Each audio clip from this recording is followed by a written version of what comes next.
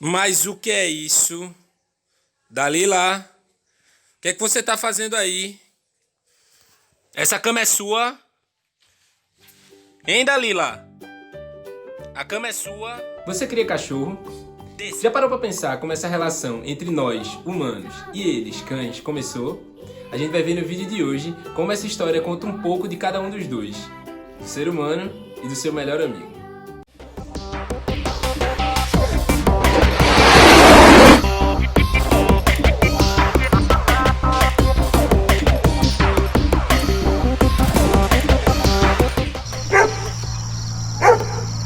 Eu aposto que de um modo ou de outro você já teve alguma experiência com cães. Ou você sempre criou pelo menos um cachorro, ou já teve um, ou ia e vai para lugares que tem cachorros.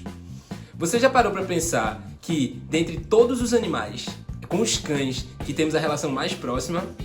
Para entender melhor a história dessa parceria, vamos voltar até a pré-história e vamos por partes. Primeiro, o que é pré-história? Vou adotar aqui uma definição tradicional dessa divisão história e pré-história. Quando os seres humanos passam a desenvolver a escrita, chamamos história. Antes disso, é pré-história. Segundo, lembra daqueles dois nomes que a gente vê na escola, Paleolítico e Neolítico? Bom, resumidamente, o Paleolítico foi o período da pré-história que o ser humano, apesar de já utilizar algumas ferramentas bem rudimentares, ainda era nômade. Ou seja, eles não ficavam sempre no mesmo lugar. Estavam se movendo constantemente, passando tempos aqui e ali para poder tentar sobreviver. Nessa época, os grupos humanos ainda não formavam cidades e populações maiores. Nos alimentávamos através da caça, da pesca, da coleta. Durante centenas de anos, o ser humano foi aperfeiçoando a capacidade de plantar e colher. Esse processo de domínio da agricultura ficou conhecido como Revolução Neolítica, quando nos tornamos agricultores e criadores. E o processo de mudança nos grupos humanos vai tomar um ritmo muito mais frenético. Para você ter ideia de como a nossa relação com os cães é antiga, muitos milênios antes do ser humano inventar a escrita, muitos milênios antes de nascer a primeira cidade, mais de 10 mil anos antes de domesticarmos qualquer outro animal, já andávamos lado a lado com os cães. Segundo a National Geographic, é amplamente aceito entre os cientistas que os cães vieram do lobo. O DNA dos dois é de 99% parecido. Entretanto, falta consenso na comunidade científica sobre como se deu essa aproximação.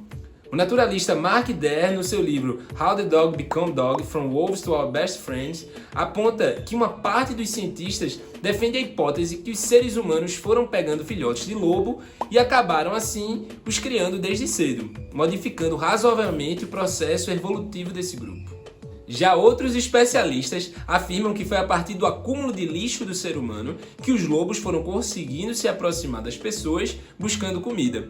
E aqueles que eram mais mansos acabaram ficando.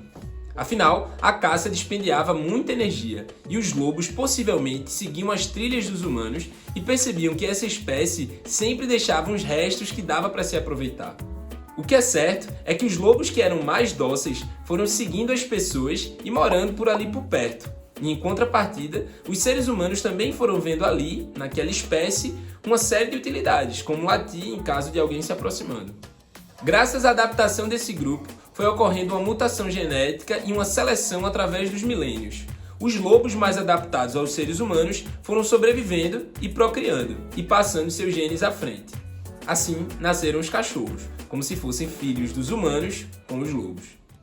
Segundo Karen Overall, pesquisadora do Centro de Neurologia e Comportamento da Universidade da Pensilvânia, a parceria entre seres humanos e cães é uma das mais bem-sucedidas da natureza. É algo extremamente vantajoso para ambos. Então, o ser humano teve sucesso na domesticação dos cães, né? Mais ou menos. Mark Der faz uma provocação sobre de quem foi o avanço na socialização e lembra: o lobo, assim como o cão, já provou ser um dos mais bem-sucedidos colonizadores de territórios do reino animal, perdendo apenas para os humanos, na sua habilidade de ocupar todo o ecossistema terrestre do globo. Cães vivem em todos os habitats, entre os humanos ou na natureza, desde centros urbanos densamente povoados até regiões selvagens, de subúrbios a fazendas, de florestas a pradarias, de tundras congeladas a desertos tropicais. Ou seja, o humano dominou o cachorro ou o cachorro que entrou nas nossas vidas? De uma forma ou de outra, essas duas possibilidades não se anulam. Pode ter sido um pouco de cada. O certo é que os humanos ganharam uma habilidosa parceria para a caça, um protetor feroz dos perigos da noite, um companheiro de viagem e um amigo. E os cães ganharam carinho, abrigo e comida muito mais fácil do que na vida selvagem. Desde o começo dessa relação, onde quer que o ser humano fosse, os cães iam juntos. Os egípcios foram os primeiros que se tem registro que faziam criação de cães para objetivos específicos, para proteger ambientes, para ajudar na caça e até para as guerras. Na China, os cães eram criados na intenção de simular leões, símbolos da fé budista. Na mitologia grega, Cérbero era o cão de guarda do submundo, governado por Hades. O detalhe é que ele era enorme e tinha 3 cabeças. Por sinal, uma das 12 tarefas de Hércules era levar Cérbero à superfície. Achando essa tarefa impossível, contou com a ajuda de Hermes e Atena para convencer Hades a emprestar seu guarda. Hades aceitou, mas com uma condição. Hércules teria que levar Cérbero nas costas e sem machucá-lo. Apesar das cabeças ficarem inquietas tentando morder, Hércules conseguiu levar todo aquele peso e trazer Cérbero de volta. Há uma série de referências a Cérbero na cultura pop, até em Harry Potter com o inesquecível Fofo, que guarda a Câmara Secreta. Lá por volta do século XVIII, cães de determinadas raças eram considerados símbolos de riqueza. Em meados do século XIX, começou a rolar as primeiras apresentações de cães e competições. Agora, os cães não só eram criados por causa de suas habilidades, mas também por uma questão estética. Como acabaram sendo usados com diferentes funções em cada lugar, foi a partir daí que as raças foram surgindo mais ou menos como conhecemos hoje. São mais de 200 no mundo, a espécie mais diversa do planeta. Uma das mais famosas é o pastor alemão, como Sansão, que foi criado no final do século XIX pelo alemão Max von Stephanitz. Rapidamente, pela quantidade de tarefas muito bem desempenhadas, o pastor alemão se popularizou e ficou famoso quando foi usado pelo exército alemão na Primeira Guerra Mundial. Já Dalila é um Beagle. Há referências a Beagles desde o século XI na Inglaterra, mas os pesquisadores já sabem que o termo Beagle era um tipo de generalização para cães de caça.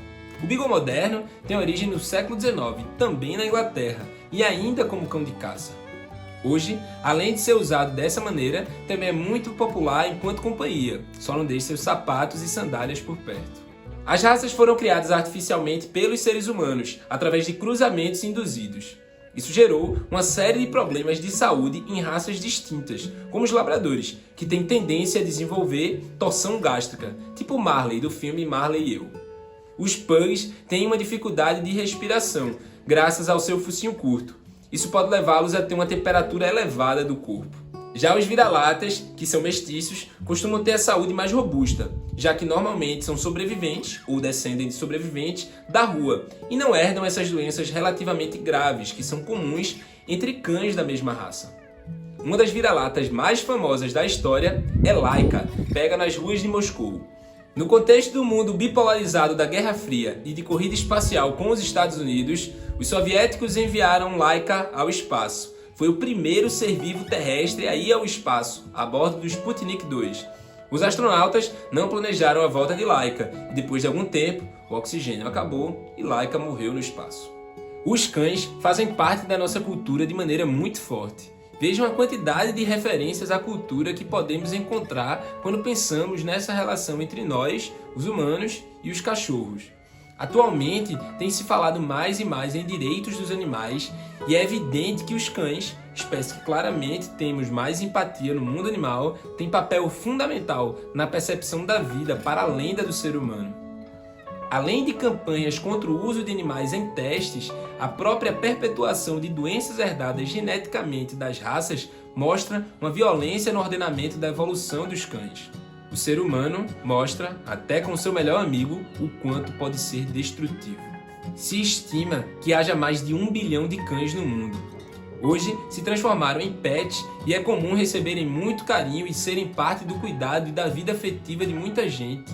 Além disso, tem cachorro ajudando o deficiente visual a se movimentar, fazendo parte de terapia com crianças, no corpo de bombeiros e nas forças policiais. Não à toa, cresce o número de cuidados veterinários, serviços para cachorros e campanhas de resgate e abrigo para cãezinhos abandonados e de rua. Eles fazem parte da nossa vida e são fiéis companheiros. E, como diria um ditado dos aborígenes australianos, o cão é aquilo que nós seríamos se nós não fôssemos o que nós somos.